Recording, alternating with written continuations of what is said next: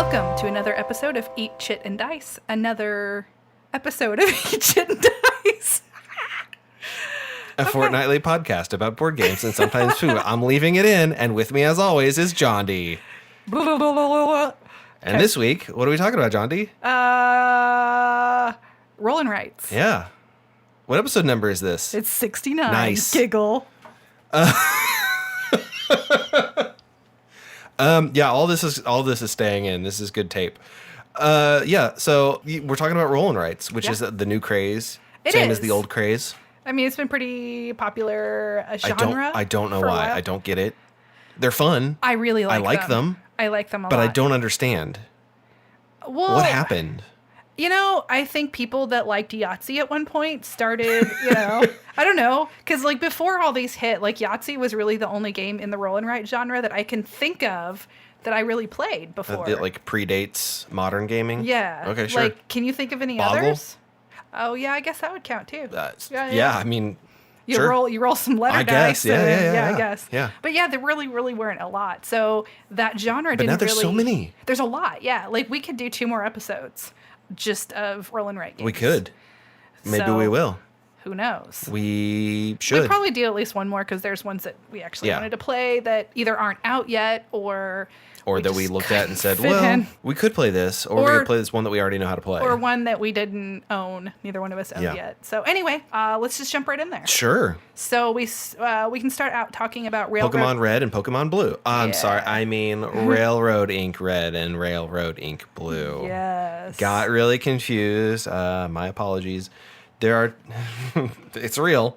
There's Railroad Ink, Deep Blue Edition, and also Railroad Ink, Blazing Red Edition. And they're exactly the same, except there's an alternate, I guess, expansion is what I'm going to call it. It's an expansion that's in the box. It's a variant that includes some different things. The blue one has rivers and lakes. The red one has meteors and volcanoes. Yeah. It's stuff to make it harder. Things that complicate the game. And the game was already stupid hard. It wasn't that hard. As far as putting your city together, yeah, it was. Okay, so here's how the game works. You have a what is this? 7x7 grid? 1, 2, 3, 4, 5, 6, 7. Yeah, 7x7 grid. You have alternating exits or entrances to the city that are either railroads or roads. Car roads. So collectively as a group, you will roll 4 dice that have different road and railroad patterns on them. Is it 4? Yeah, there's 4. Okay. There's 4 white dice, and then there's the 4 colored dice. Right, okay. Well, you can't say that in 2019. But then you dry erase right on your mat, and you try to do your urban planning. Yes. It's... So basically, more complicated they're than it different sounds. Shapes. There's T's and there's overpasses, and basically there are every other square on the outside of your board has either a railroad or a road on it, and you're trying Very important to pay attention to that. Yeah. You're trying to get all of your networks to connect to those, but you can't connect a road to a railroad.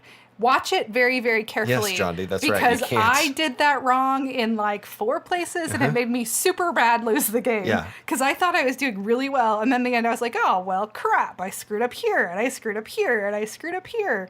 They call it a multiplayer puzzle game because... It really is puzzly. Yeah, it is very thinky.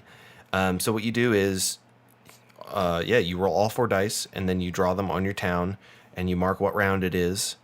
And you have to try to connect as many exits together as possible. And there's I feel like if I say this, people will understand what I'm talking about. Ticket to Ride style scoring, where it's not a direct correlation 1 equals 1. It's 1 equals 1, 2 equals 3, 3 equals 6. Yeah. 4 equals... some other arbitrary number. 8. I'm doubling them, but I don't think that's how it is, because I think it's 5 equals 27 or something like that. So you want to try to combine and convert, because you can convert from railroad to regular road at stations, which doesn't make a lot of sense, and I'll talk about that in a second, but you want to try to connect all of them together, and it's a lot harder than it sounds. You also get bonus points if you have the entire like 3x3 grid at the very center of your city completely full. I did that. Yeah, you had 7 out of 9. Yep. So you got bonus points for that. I had 9 out of 9. But I was focusing just on one half of my city and kind of ignoring the other half. Right. I would not advise anybody to visit any of our cities. Oh no, it doesn't make any sense. So okay, so you wake up. Here's how my city worked. You wake up in the morning. You get in your car. You drive 2 blocks. You get on a train. You take that train a block.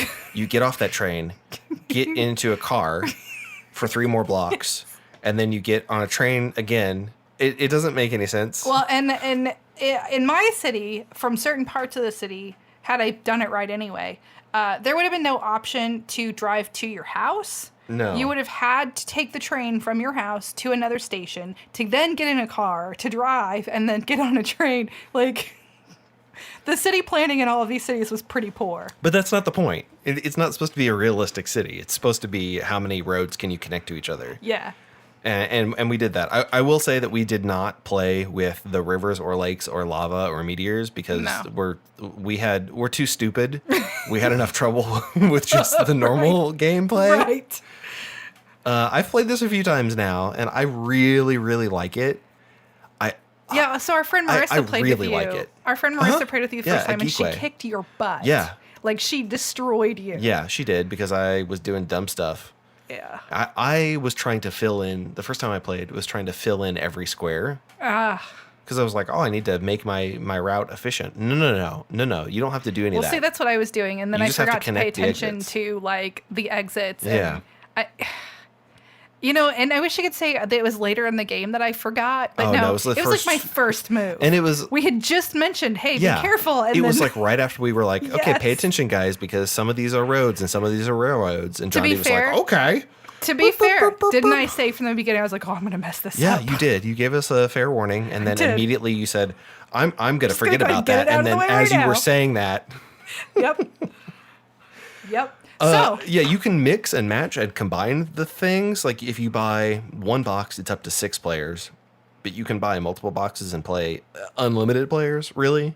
Which a lot of these roll rights it have would that. slow down a little bit because this one is like, well, no, I guess the dice are rolled collectively. Yeah, So yeah. you really, you could play with as many people as you have boards. Right, Which yes. a lot of roll and rights, like you said, are like that. Yeah, so. like if it comes with 100 sheets of paper, it says like 1 to 100 players. Like, yeah, I guess you could do that.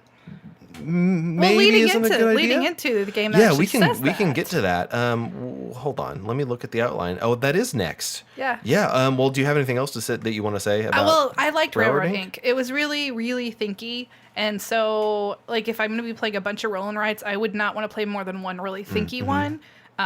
Because for me, roll and rights mostly need to be lighter. Okay. But I really liked it. Yeah. And I did say something wrong. I think I said 4 white dice, and then there were 4 colors. It's 2 of the colors. So if you're playing with the lakes, it's 2 blue dice. If you're playing with the lavas, it's 2 red dice. But If we you didn't want- play with any of right. them. If you want Gengar, you have to trade Gengar for Kadabra. There's a man in Fuchsia City. I don't know where he is. I'm making a Pokemon joke. Johnny doesn't. It's going right over her head. Mostly, yeah. She played Pokemon Go for like 3 months. Hey, I watched all of the original Pokemon series. Okay. So, Well, I mean, that's something, I guess. yeah, I haven't seen anything beyond that, though. It's okay. I haven't either, but I still play the games. Yeah. Let's do the thing that everybody loves. So you guys have a Nintendo Switch. Is your husband getting the new Pokemon game? I don't know. Maybe, probably. I have it pre-ordered, and I know a lot of people We never that, pre-ordered that have it games. pre-ordered as well. Yeah. I'm pretty excited about it. The only thing that I'm a little upset about, and I think a lot of the internet is blowing this out of proportion, you can't have all the Pokemon in this new game. There's only some that But are I thought you were compatible. supposed to catch them all. Right, I know. So they're making like this huge deal about how you've always been able to transfer. Well, not always. There was a gap between Generation 2 and Generation 3, but for a very long time, you've been able to transfer your Pokemon forward to the next game. Right. You can't transfer all of them to this one. Oh. Because they said like, oh, there's too many Pokemon. There's like 1,000 Pokemon now. We can't animate all those. But then there was an interview recently that they said, they'll come back. So I don't know if that's special secret DLC that you have to pay $15 to get more Pokemon. Probably. No, I mean, Jeremy's probably getting it. I think my daughter is wanting to get a Switch, yeah. and if she gets a Switch, then it's probably one of the games Yeah. that she'll get as well. And no, my daughter's not asking me for a Switch for Christmas. No, she's she's like 20, 26. so- yeah. She can get her own. Yeah. But anyway, I just wanted to get the Pokemon out of the way while we were still talking about a lot of Pokemon jokes came up when we Yes. were discussing this game there's because there's a red and a version blue. and a blue version. Yeah. So I just wanted to get that out of the way. Yeah. But speaking of games like that. Speaking of games we want to get out of the way. No, that's not real. No, I really like this Now, next one a lot. speaking of games that literally the box says 1 to 100 or 1 to 99. Yeah, it's something. It's a lot. Is Welcome To by Yeah. Deepwater Games. Did we say this? I'm sorry. I'm going to go back. Railroad Inc. is Distributed by Simon in North America and was by Horrible Games. Simon prefers to be referred to as Come On now. There's no way that's real. It is absolutely Wow. real. I'm just going to keep calling them Cool Mini or not. Yeah. All right. Come on. Yeah, so Okay, anyway. Welcome to, yeah. is by Deepwater A Games. phenomenal game. It is.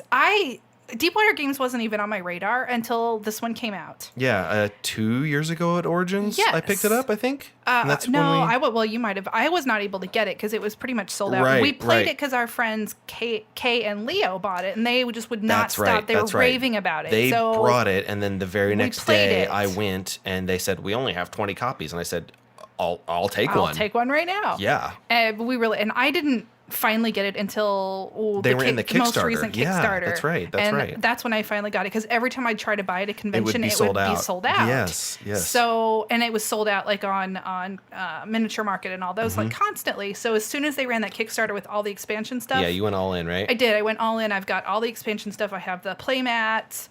I've got everything. So I'm all set now. I have all of Welcome To. Welcome to ... and then in parentheses underneath it, your perfect town, I think is what it does. Yeah, but you're supposed to perfect name. home? You're supposed I to don't know. name your town. Like Yeah, the very Butteville. first time I played, I think I called mine the Jungle the first time. No, Was it it was not? something dirty. It was some dirty Oh, joke it that we probably can't was because say it was on like here. 2:00 in the morning. Yeah, I don't remember what it was, but it was something At some point, I rude. did call my town the Jungle, Mm-hmm. and I'm pretty sure a million other people have also done that. So it's not like I was being cute and original. But yeah, it probably was a dirty joke. It was 2:00 in yeah, the morning, yeah. and we were drinking. So, knowing me, Yeah, it was a big bar on 2. yes. yeah. So if you've been to Origins, you know what we're talking about when we say Big Bar on 2. If you haven't been to Origins, there's a hotel, and the second floor is like the whole floor is it's a balcony bar. sort of, but yeah, it's a yeah. giant bar. So Welcome To it fits into the roll and write genre, but it's not. It's flip and write. Yeah, it more uses like. cards Uses instead of cards. dice, but functionally it does the same thing. Yes, and so there's multiple things that you're trying to do in the game, but mainly you're putting numbers into the houses. There's 4 neighborhoods. 3? There's 3 rows. Okay, 3 streets, and whatever you want to you're call putting them. numbers onto those streets, and just like any neighborhood that you go to, you're not going to have like 1, 5, 3, 7, 9. You have to whatever your lowest number is, and you're committed to not going lower than that to the left of that number. Right. So the thing is like as you're playing, when you look at a number, you're like, okay, where can I put this? Because you're gonna screw yourself out of certain Yeah, numbers. what is it? What are the numbers 1 to 15, I think? I think so, yeah. So if you for some reason, If you were dumb and put 15 the furthest left over, Yeah, then you're done. You're done That's with it. that row. But there's more to it than just like putting the numbers on there. yeah, so you get points based on neighborhood size. So one of the objectives is like 3 houses that are grouped together by a fence, or like 5 grouped together by a fence. and there's different objectives. Mm-hmm, Like every game, there's cards. There's a few different ones. A few different ones for the and you get You can get points for parks, yeah pools. yeah You lose pools. points if you have to do the construction action, or Yeah. no? Yeah, that's right. Because you like screwed up, and you have to put them together as like a business. So there's like a suite A and a suite B of 14 because you didn't plan correctly. Mm-hmm. There's there's more than that, but we're not gonna go through all that because I don't remember. Like it's been a while, but there's a lot to the game, and I haven't played with the expansion stuff. Right, and those are just new neighborhoods, and neighborhoods. each one has a unique rule Yeah. that changes the game in some way. Which I'm super excited to play. And like right now, with it being October, I kind of want to get out and play the Halloween yeah, the one. Halloween one. Yeah. Yeah. Because why not? Right. And there's like a Christmas one, and I mean, there's a bunch of different ones now. So, and I have paper versions of all those, but for several of them, I now also have the laminated. Right, and you guys have a laminator, so I could laminate make the that other more. ones too. Yeah. I don't think we talked about the mechanic of how the game works. So, a roll and write, you roll dice generally, and then you scribble on some paper. With this one, the backs of the cards have numbers, and the fronts have like a pool or a fence or some other thing. So you can do some sort of combination of the number that's on. You have 3 stacks of cards. You flip them over. So you're like, all right, 3, 10, 6. Flip those over. Okay, so now it's 5, 8, and 7. But then And the a pool, backs of the a cards. park, a fence, or Right, whatever. because the backs of the cards that are going to be flipped over. Right. Right. I'm sorry, I'm having some trouble here. I'm looking at the art, and there's a raccoon and a dog. The art in the game is very cute. It's very adorable. I like love it. 1950s pop art. Yeah, I love it. But yeah, you use the addresses and the icons to fill in your neighborhood spaces in the most optimal way. And this is a math problem. At its core, it's very mathy. It is, although, like, the first time I played, because I'm not great with number patterns anyway, and it was like 2 o'clock in the morning and such, I did not do well. But I have subsequently done a little better each time I've played. I've even won a couple of times. So, just because he says it's mathy, if you are not a fan of mathy games, don't write this one off. Ha ha ha ha. Oh, I get it, because it's a roll and write. Yeah. Seriously, like... Don't let this one roll over you. Is that right? Yeah. I really like the game a lot, and I wouldn't have gone all in on the Kickstarter if I didn't like it so much. Yeah, So, it's pretty phenomenal. It's a very small box, but there's a lot of game in there. Now, I will say this.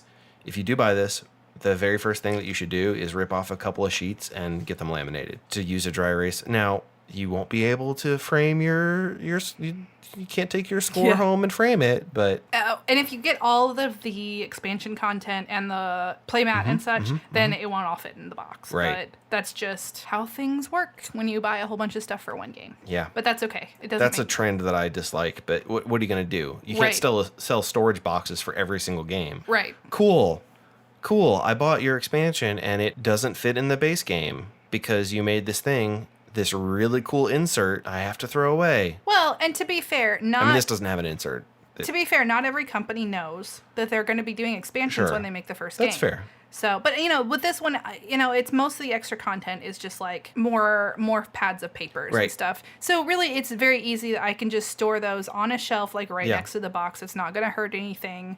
It's not like there's lots of little tiny bits and pieces. Right, and honestly, what you could do to make it all fit is, I wouldn't play this with more than 6 people, 8 maybe, but just take a few of each of the neighborhoods, laminate them, put them in the box. You don't need to keep all 100 sheets of paper in there together. Like John I would is play it. yawning. I would play it with a lot of people. Like I know Deep Water when they've done events at like They've done it conventions, like bingo they put it style. up on like an overhead, and that way 100 people can sit there and play if they want.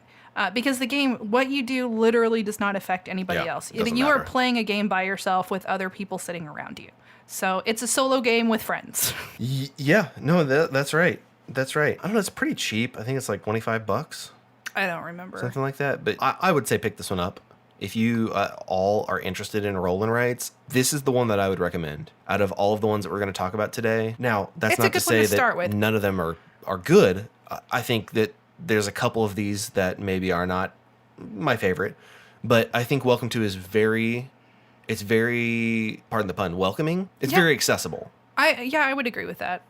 It's maybe not the most accessible of the ones we're going to talk about today, but we both really like it. Mm-hmm. And the art's fun. You get to name your own town. Who doesn't want to name their own town, right? Yeah, Butteville, Yes. not Buttville, John D. It's got an umlaut. Nope, yours was Buttville. Nope. Anyway, The next one, not my favorite game. I didn't dislike it, but out of the ones we're talking about, it was my least favorite. So it's St. Malo from, it was distributed by Ravensburger. Yeah, Aaliyah/Ravensburger. Yeah. So St. Malo is... Should I just say all the bad? I'm just going to ramble off the bad things that I Well, hate. hold on. Let's explain I hate the game markers. first. I Can hate- we shut up? Oh my God. So Okay. St. Malo, you're building your city, and it's based on the town of St. Malo. Mm-hmm. And you are, based on the die that are being rolled, you are either placing different types of citizens into your town. There's like merchants, and merchants get you coins based on how many like boxes of goods that they're near. There's architects, and if you get architects can build houses, but you have to spend logs to build houses, so there's logs. There are churches, and you're trying to get a series of a number 1 church, number 2 church, and number 3, 1 all the way up to 5 has to start at 1, and you get points based on how many churches you have in that series.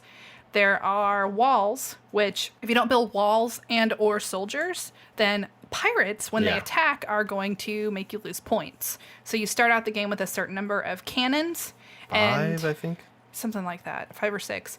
Well, anytime you can't defend against the pirates when they attack, every cannon loss is worth negative 5 points at the end of the game. Pirates attack anytime when it's your turn. You get to roll the dice up to 3 times. You can only use 1 symbol, so it's not like you can go, oh, I'm going to do this and this, because I have you can only pick 1 symbol. So if there are any pirates left at the end of your 3 rolls, then for each pirate you mark on the main board that many pirates came. And once you get to, depending on how many players in a game, like for 3 players, once you got to 6 pirates in each row, they would attack. And each time they attack, they get stronger. So, So with 2 players, they have 4. And then 3 players adds 2 more, 4 players adds 2 more, 5 players adds 2 more. So if you're playing with 5 players, it's 10 pirate rolls. And the first time they attack, it's 1. Second time, it's 3, then 6, 8, 10, 12. And that's the strength. Right. So if you have all of your walls built, each wall is for 2 defense. So for all 4 walls, that's, what is that, 8? So then you got to have at least 4 soldiers to balance that out. Yeah. Yeah. And the game ends when one person has filled in all 45 spaces on their town. And that includes 25 spaces on the inside, and I can't math in my head. 20. 20. Because these are in the way. The pillars that explain the rows. There's a lot to this game, but once we learned it really quickly, and it wasn't too terribly difficult to play. I liked it. It was probably my least favorite of the ones that we played for this episode, but I did like it. Well, I will say, I'm glad it's your game and not my game, because it's not that I didn't have fun. I just would never bring this out for any reason. I don't know that I would or not. Maybe. And I wouldn't say, like, if someone wanted to play this, I wouldn't say, oh, no, I hate that game. Because that's not true. I would just rather play a different game. Well, that's fair. My biggest problem with the game wasn't with the game itself. It was with the markers. The components. So it came with really nice boards. It came with, like, wooden dice, although the wooden dice were really, really, really lightweight. Yeah, but it's fine. They got stained from the ink from the markers. So the markers that came with the game were not normal. They weren't normal dry erase markers. They're alcohol-based paint markers. So it's like almost impossible to write on your board with them because the ink just starts immediately dissipating. Evaporates. So I got out a dry erase marker from another game because it was driving me nuts. And until I did that, I was getting like black ink on my hand every time I would try to do something because I'd accidentally touch. It made me mad. Like, don't listen here, publishers. If you're making a roll and write and you're going to have components for dry erase, don't give us crappy markers. Like, if you're going to provide markers that actually write on your component. Otherwise, just don't give us markers and just tell us to get our own. Well, I don't know about that. Don't make me provide my own markers. I'm just saying, if you're going to provide a marker, provide one that actually works. Sure, that's fair. I don't know. The game itself was fine. The components, I will say they're hit or miss, but it wasn't an overall bad experience. I enjoyed the game. There was nothing inherently wrong with the game. Right. It was enjoyable. It wasn't so thinky that I got, frustrated with playing. Mm-hmm. It was a very easy game to play. I just would put it fairly low on my rankings. If I was going to rank roll and write games that I've played up to this point, it would probably be like towards the bottom of the list as far as rankings go. So I will say this. Downstairs, we have some shelves of like easier to play games and like easier to learn games, because if we invite people over and they want to play some games, I'm not going to drop Twilight Imperium on them. You can't even drop Twilight Imperium on me. Right. Having said that, I wouldn't put this down there. I mean, I would if you're only clarifying, oh, these are easy games to learn. But I wouldn't, because it's not one that I think would encourage people that don't play games normally to be like, awesome. Non-gamers are not going to want to play this. No. Versus some of the other games that we played. Like the next one we're going to talk about, I think would appeal to a wide variety of people. Right. I think Welcome to you could probably maybe get away with, but it's a little bit complicated there at the end. I think it would confuse. Railroad Inc., I think you could definitely get people to play, but they would do what you did and miss a lot of things and have the negative points for the errors. But the next three we're going to talk about are very accessible. The next three are a lot more accessible, especially the one here that I drew all these arrows next to. I really think is the most accessible out of all of them. I disagree, but we'll get to that. Yep. Let's get to the next one. We'll do a summary at the end. Which is made by a furniture company. Yes, On Tour from BoardGameTables.com. Uh-huh. So On Tour, you have you're playing basically. You are a band of some type. You are a band, and you are going to go on tour. That's why it's called On Tour. Mm-hmm. And the story is that you're like the tour manager, and it's your job to schedule the band stops over your 100-day tour, visiting as many states as possible. So the way the game works is you have a map of the United States in front of you. Sort just of. the continental United States, although I think it's just New England instead of like... Yeah. So every round, you're going to bring out 3 cards. The 3 cards are going to show different regions of the country. So there's like a east, a west, a north, and a south. Yeah. And those are all like sectioned out on your map that's in front of you. Central. They're central too. Oh, and central, yes. So you've got the 3 cards out. Those define where you can put your numbers for that turn. Then you're going to roll 2 dice. They're what, D10s? Yes, they're D10s. So if you roll... For easy purposes, let's say that it's a 3 and a 7. So then you have to write a 37 in one state and a 73 in another state. So you have to write both of the numbers that are depicted on the dice. And they have to go in one of the regions on the 3 cards, and you can't put 2 in one card. Right, you can't claim the card twice. Basically. If you roll doubles, then you get to just put a wild, which is a star. You get extra points if you put the number... Each card that's flipped over has like a capital city on it for one of the states. If you put your number in that exact location on your map, you get to circle it. And then when you're doing your actual mapping out, if you actually go through a state with a circle, it's an extra point. Yeah, so let's say the flip is you've got a south, a central, and an east. And the south is Colorado, and the central is Arkansas, and the east is mid-coastal, which is the New England area. Right. If you put your 73 in Colorado, that's an extra point. You get to circle it as long as you go through it. Right. Which you might not do. You might not do. So the game ends when all the states have a number written in them. And then you have to draw a line like your path, starting with the lowest number, going up to the highest number as far as you can go without going through any one state twice. And I found it easier about halfway through to start mapping out. Now I realize maybe I should have planned a little bit farther ahead, like from the beginning, but you cannot do that. Like, no, it's impossible for you to plan from the beginning a way to go through all of them. You can't do it. So like halfway through, you've got a good deal of your numbers. You need to start going like, okay, I've got a 1 here and a 7 here. I need to put something in there. If I can, I've got 2 blanks. Maybe I can get a 2 and a 5. Or 2 and a 2. Yeah, because that counts. Yeah. So I've played the game like 3 or 4 times now, and I think the highest score I've seen, and that's with circled number, extra points, and just you get 1 point for each state you go through. I think the highest number I've had in a game was like 41 or 43, something around there, which is pretty good. I mean, chances are they probably went through like 6 or 7 like circled states. So it's like mine's 38 is my high. Yeah. So it's not an easy game. It's very thinky, but it's not like hard as in how to learn how to play. It's Right. just very thinky and like trying to decide where you're going to put your numbers. And you're going to get play times where you're like, I have no place to put this. Like, I almost never actually have ever gone through Florida. I always put some throwaway number put in some garbage down Florida. there, and the same with like Maine. Yeah. Just acknowledge that there's some places you're not going to get to. Just put your 98 up there because you're never getting there. You're not Just getting to leave it there. 98. Yeah. So yeah, that's on tour. The components are great.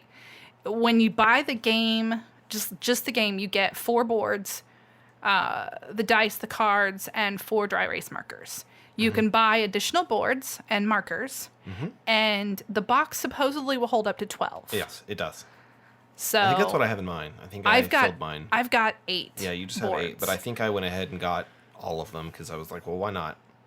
I don't remember for sure though. I could be totally lying, but I think my box is totally full. Now, I will say, this game is not for everybody. I have played it with some people that are gamers. They like roll and writes, and they just did not like the game. But I find it very fun. There have been several times that I've wanted to bring it out and play it. So, you know, if I was going to have an area like what you have, Jared, I would definitely put it in that area. Yeah. I think, well, especially since I don't want to necessarily have people draw black marks on my table. Right. Because my table, my game table has a very small lip. You know what? I'll just say one of the tables from BoardGameTables.com. It is. So it's the Duchess table, which is fine for roll and writes, but we played this on a real table because a real table has a writing surface. I could have put the topper on and we could have used it like a real table, but that's so much trouble to go through.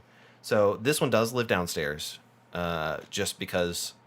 It's easier. Right, and I don't want to try to get dry erase out of my playmat. And it's a whole thing. It's a whole thing. Buy this game. Sure. It's great. We don't get any money if you buy this game, but No. we do know the people from this company. At least some of them, yeah. Yeah. I only know one of them. Right. But, so shout out to Katie, since we're saying we know What's up? We love you, Katie. Anyway. We'll see you soon. Sure. I don't know where, but anyway. So yeah, that's on tour, and you get to name your band, by the way. Yeah. You can do what I did, which is he changed the name of his every band few several cities. times. Yeah, I was like, well.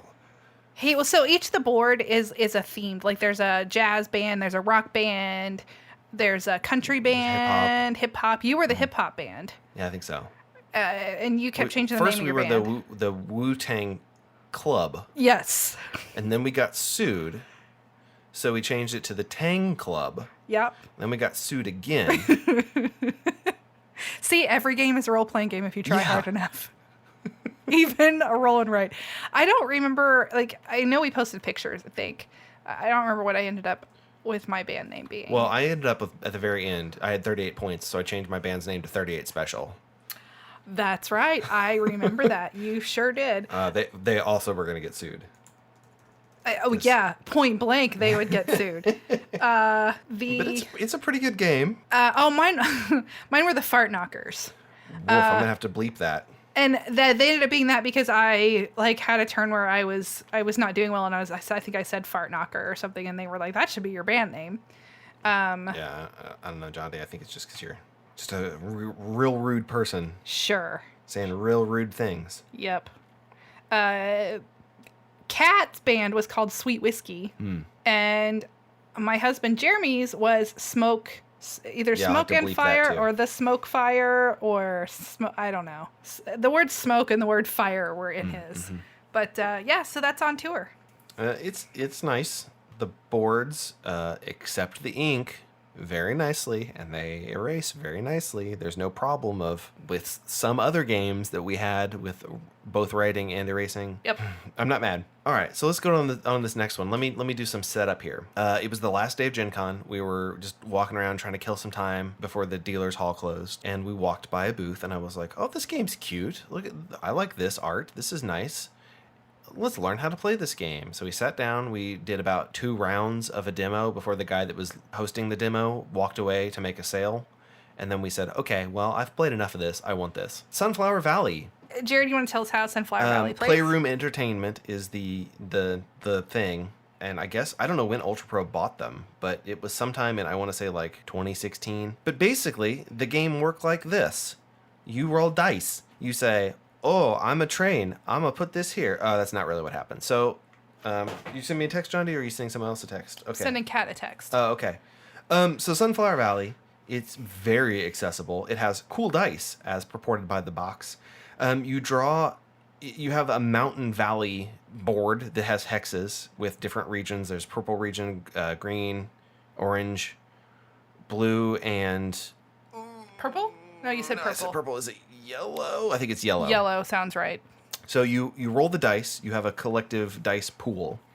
And then in player order, you will select a die and place it on one of the colored squares in the like group pool. So you have chosen both a die face and a color region. So let's see, there's a sheep, there's houses, there's railroad straight, there's railroad curved, there's sunflower, and then there's the super sunflower, right? I think that's what it is. Yes. Super sunflower. So basically, if you draw a house in blue, you draw a house, you get 2 people. If you draw a sheep in green, you draw a sheep in green. The sheep have to somehow be connected to a house, whether that's through a group of houses or a group of sheep or a house that's connected to a train track that's connected to another house. Because the sheep can't figure out how to ride trains by themselves. They have to be put on there by a human. I don't know. So let me give you a little tip. Don't let somebody else read the rules to you for this one. Just run through the rules. They're really quick. Just look at them yourself. Yeah, I don't know about that. The sunflowers give you points if they're around a mountain, and the super sunflower gives you an extra person. John Dee's complaint was that the iconography on the boards was not good. super clear, which is fair. All of our complaints were that. It's fair because it kind of makes it look like maybe you get 5 points for every 3 people that you have, but that's not what it means. It means that if you have the most, you get 5. If you have the second most, you get 3. The iconography about having the most sunflowers in a specific valley also is not clear. But basically, if you as a player have more sunflowers in orange than anyone else has in orange, you get bonus points for orange sunflowers. Yes. Or green or blue or whatever. Not the most overall. John D super loaded up her one region.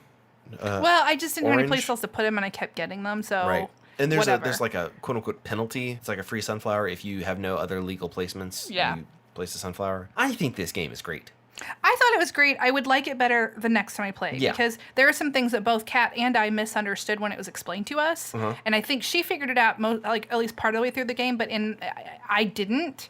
So in my head, I thought that each house had to at least be connected to a sheep.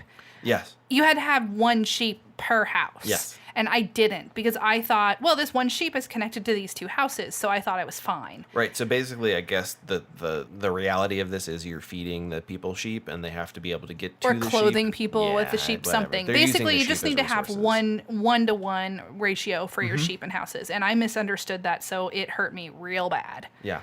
But I mean, that's fine. We have said a million times that you never play a game right the first time. Yeah.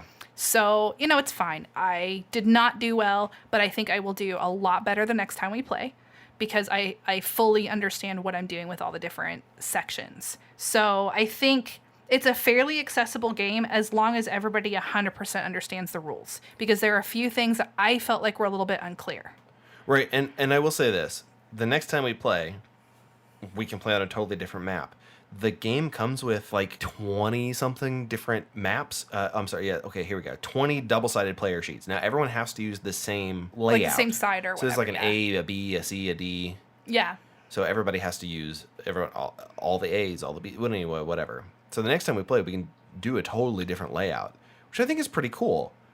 They could have just included the same, like, one thing and said, okay, well, every time you play, it's the same. And basically... Well, and one of the things I think we figure it out. all enjoyed with this one was drawing the different Yes. elements. Like, you actually draw sheep, and you actually draw your houses, and you draw the sunflowers.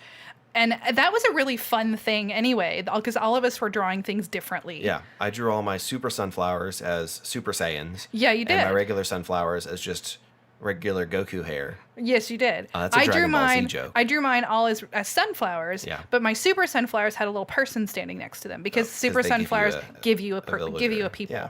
My sheep, not all of them really looked like sheep. They No, looked my like sheep look like bugs. my sheep kind of just looked like a cloud with a face. Yeah, they weren't great. But, that was a really fun aspect of the game for me, because especially by the time I realized I had messed things up so badly, I was like, well, you know what? I'm just going to have fun drawing little things on my board. The drawing things on the board aspect of this was I think is what will make people enjoy it. Yeah, I would agree. Because it doesn't do mechanically anything super special. I mean, there is the cool thing where you claim both the die and the region, so you can really lock someone out of playing. You can. Like, I think towards the end of the Towards game... the end of the game, we were kind of doing that. Yeah, we were hate drafting our dice. Yeah, I think so, because it was like, well, there's no good place for me. I can't I'm use just a gonna pick railroad this. anyway, but I know that if I take this color, John D doesn't get to play at all this round. I mean, you get to draw like a pity stupid sunflower. So we definitely did that a few times towards the end of the game. Yeah. So this game does have a little bit of a screw your neighbor aspect But to it. I like it a lot. Now, I do know from doing a little bit of research here that there's a card game version that's coming out at Spiel this year. Which Spiel is coming up very soon, Yes. if you don't know. It's Essen. A lot of people just call it Essen, but Spiel is actually the name of the convention, which just means game. Yeah, I don't know anything about it. I just know that there's a card game version that Hobby World is publishing, and they hope that it'll also be published internationally. So Who knows? yeah, I'd pick it up. I mean, depending on, I'm not just going to blind buy it. I'm going to have to look at it. But Right. So maybe by like next Gen Con or the Gen Con after. yeah, I we'll mean, see I it. really enjoyed this one, the dice one. So Yeah, I it was would cool. probably enjoy the card game. The next one that we're going to talk about was by far my favorite of all of these. So the next one is Once Upon a Castle from Blue Orange Games. I had one major problem that I want to talk about just to get the negative out of the way. Well, let's explain the game first. No, let me say this, John D. Okay. If you have a roll and write game and you're publishing it, put some pencils in it. Okay. Put some that's pencils fair. in the game. That's fair. Like, it's not a big deal. We Way have to plenty go! of Way pencils. to go! Hunt down pencils. But so, like, do you know how cheap it is to include? I'm going to do like an economies of scale here. Let's say a pencil costs you an extra penny, and you're printing 10,000 games. Sure, that's 10,000 pennies. I had to go into the other room and dig through a drawer. oh my god, that was find so hard for pencils. you. I mean, it would have been What nice if I if there bought were this at Gen pencils. Con? Like, what if this was at a game convention and I bought this game and I was like, oh my god, I can't wait to play it. Let's play it right Yeah, now. And I I open agree. it and I'm like, Well, there's so no that pencils. happened to me when I got the game. I got it at Origins, and then Right. it was a game that one of the three of us staying in our hotel room were going to get it, and we're like, well, let's play it and see who wants it. And and we you have had no to pencils. well, in hotel rooms, there might be one or two pens, Yeah. and we fortunately were able to finagle. We found some pens, but we were in a hotel room, so it wasn't like super easy to have writing utensils. So I will agree with you there. Right. So that's really the only bad thing that I have to say. I just wanted to get that out of the way. It's a really silly complaint, but So the game itself- it could be a very serious complaint Yeah. to someone at a specific time. Yeah. So the game itself is really.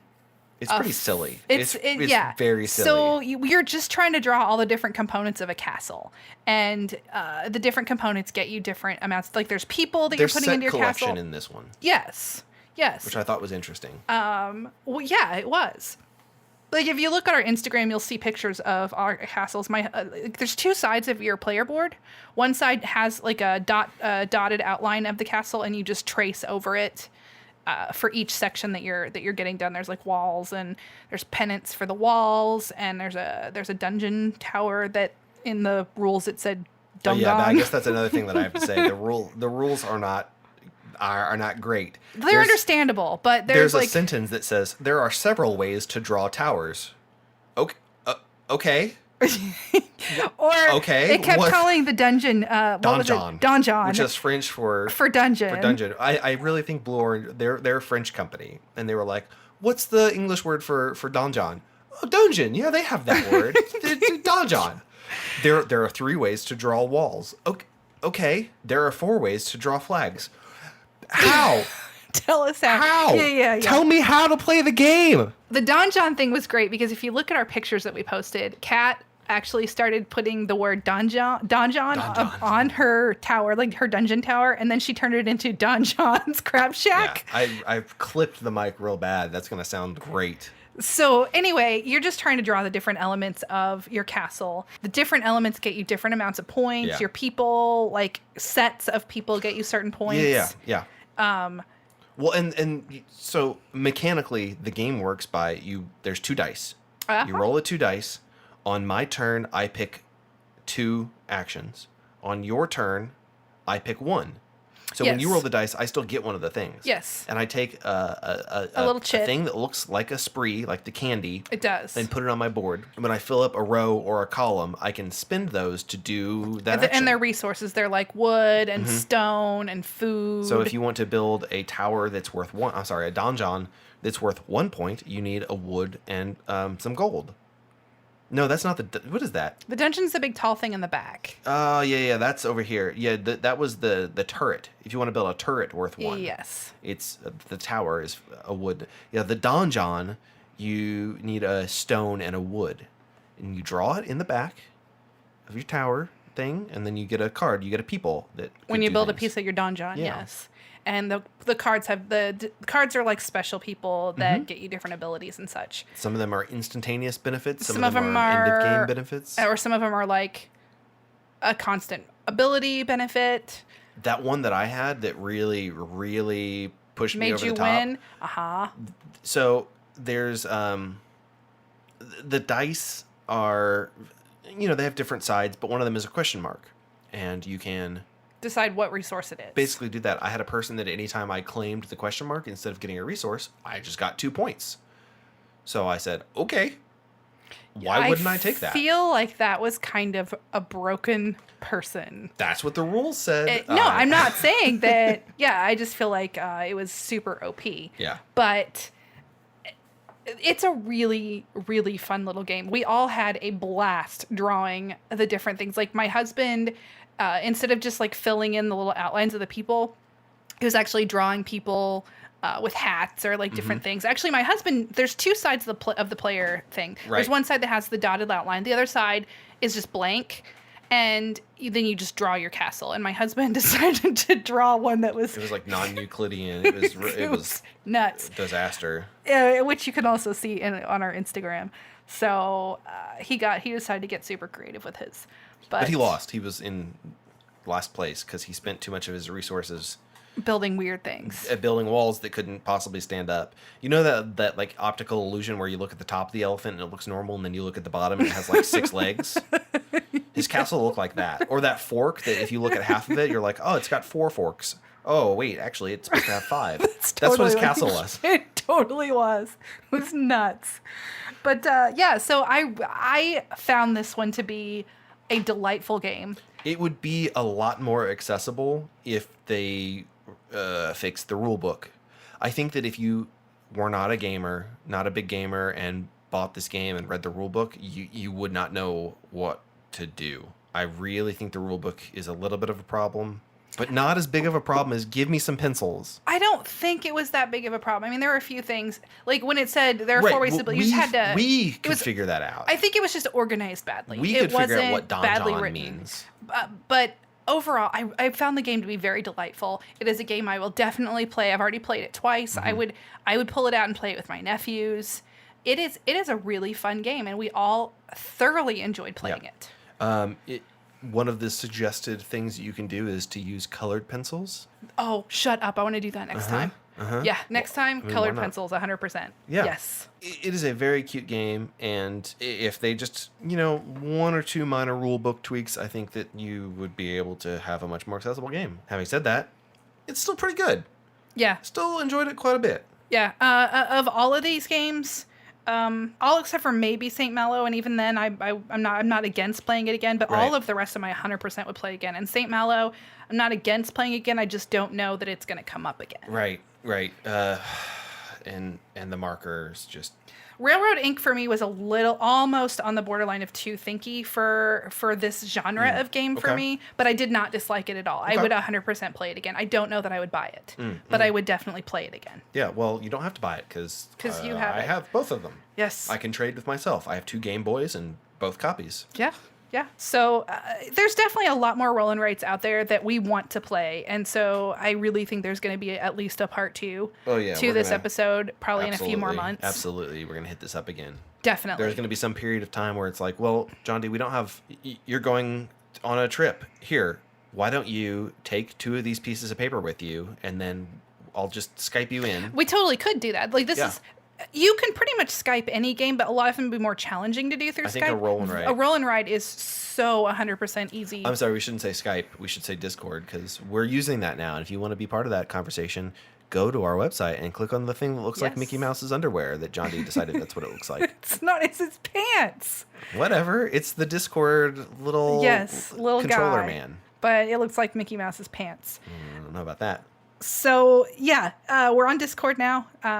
We're trying to build up that community. So join Discord. If at some point we actually do start playing Tabletop Simulator, whether or not we stream it or not, when we do that, we'll start posting in there that we're playing Tabletop Simulator if people want to join us. If you have that. So that's probably in the next 12 months that we'll start doing that. Yeah. So yeah, join us on Discord. Find us on Facebook. And while we're talking about social media, we should probably mention that you can also find our Extra Life link. Yeah. I want to talk about this. Here's the deal, guys. Did you know that every year there are thousands of kids that need medical treatment and their families can't afford it? Did you know that there's a charitable organization that helps raise money for those hospitals so that they can provide Children's Miracle Network? Yeah, lower cost or in some cases free healthcare to those children? Well, there's a charity called Extra Life, and it raises money, as John D said, for the Children's Miracle Network.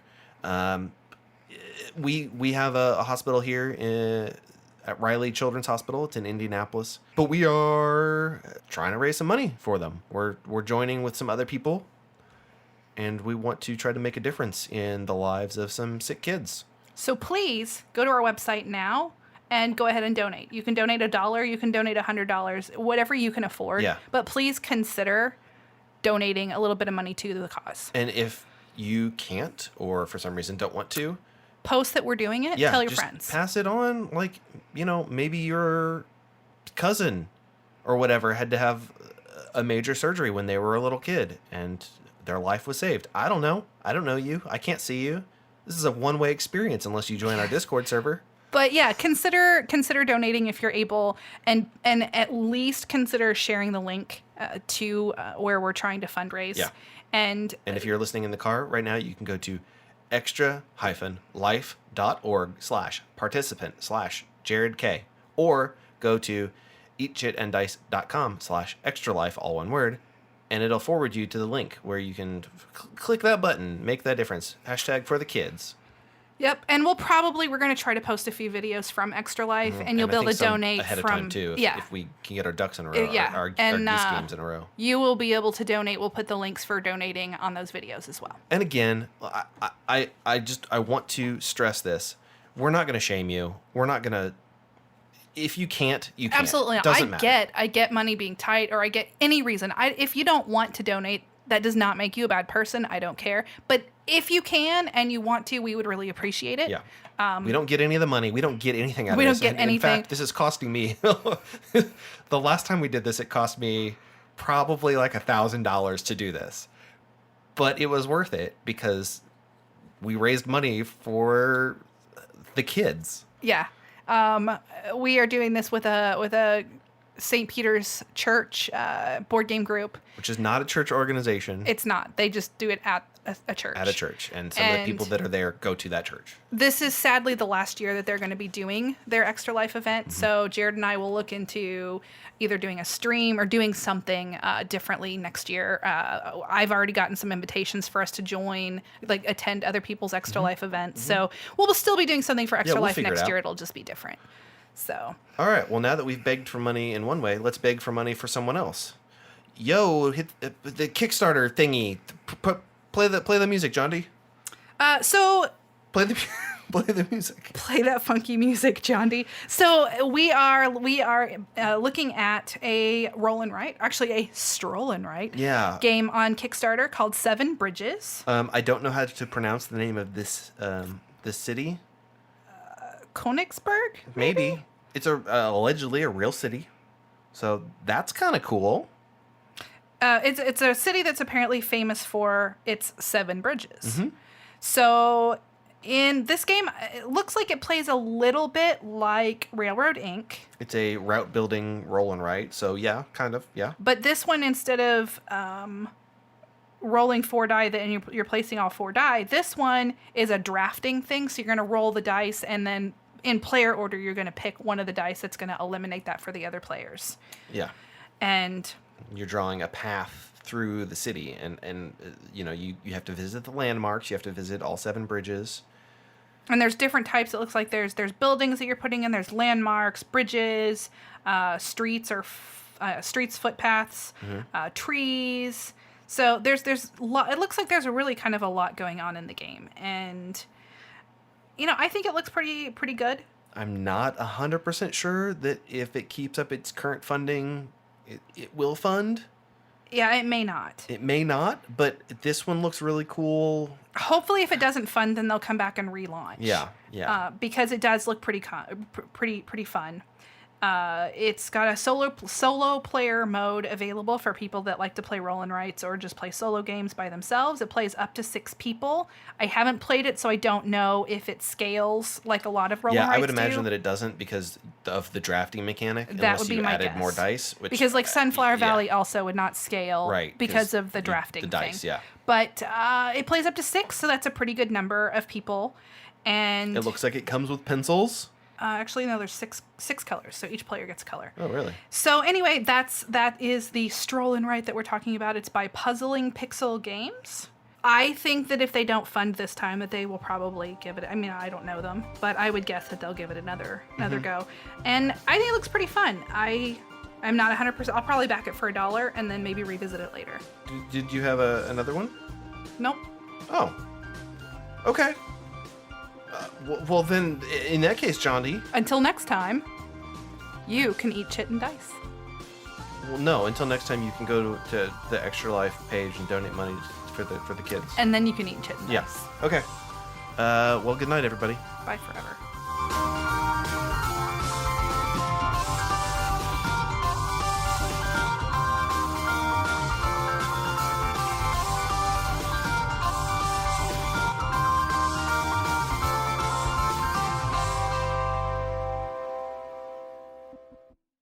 Eat Chit and Dice is an independent production of Swin Media and is distributed under a Creative Commons license. Attribution, non-commercial, share alike 4.0 international.